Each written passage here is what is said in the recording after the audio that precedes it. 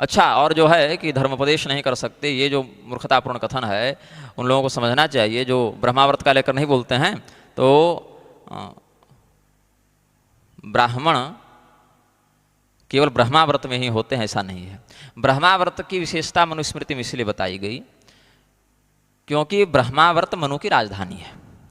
मनु की राजधानी कहाँ है? ब्रह्माव्रत। भागवत महापुराण में आप देखिएगा कि जहाँ पर महाराज पृथु का यज्ञ वर्णित है 4थे स्कंध में, ब्रह्मावर्ते मनोह क्षेत्र यत्र प्राची सरस्वती अथा दीक्षत राजा तो हयमेध सते न सह ब्रह्मावर्ते मनोह क्षेत्रे यत्र प्राची सरस्वती। ब्रह्मावर्त क्षेत्र, ऐसे तो ब्रह्मावर्त है सरस्वती और दृषद्वती के बीच में, मतलब आज की परिभाषा में समझें तो आप कुरुक्षेत्र तो नहीं पड़ेगा ब्रह्मावर्त में, कुरुक्षेत्र तो आपको ब्रह्मर्षि देश में आ जाना चाहिए, कुरु प्रांत, लेकिन उससे पहले थानेश्वर तक कहते हैं कि दृषद्वती नदी की स्थिति है और वहाँ सरस्वती से प्रारंभ करके दृषद्वती तक ब्रह्मावर्त। सरस्वती दृषद्वत्योर देवनद्योर यदंतरम तम देव निर्मितम देशम ब्रह्मावर्तम प्रचक्षते, या देव सेवितम भी मिलता है स्मृत्यंतर और पुराणांतर से।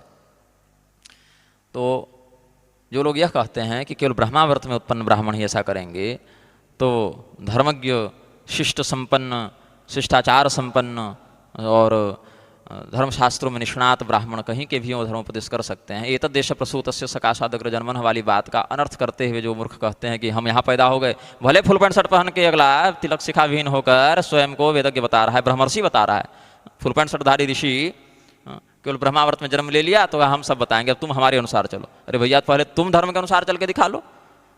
श्लोकार्थ का बोध हो भी गया तो भी उस आचरण मर्यादा में तो तुम दिख नहीं रहे हो। और दूसरी बात यह है कि श्लोकार्थ का भी स्वार्थ में प्रयोग कर रहे हो, दूसरे को हे दिखाने के लिए। शाकत द्वीपियों के विषय में बहुत प्रवाद है।